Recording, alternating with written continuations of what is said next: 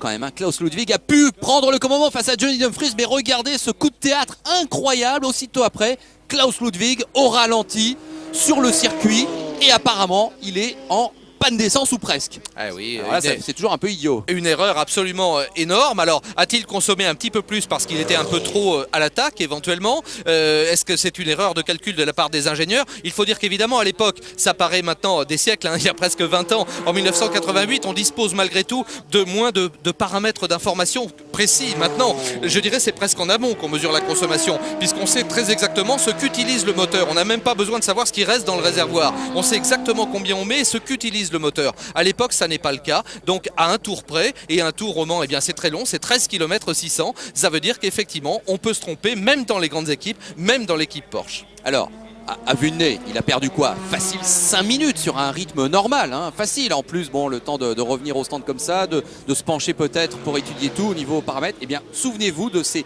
longues minutes de perdu par cette voiture Porsche numéro 17.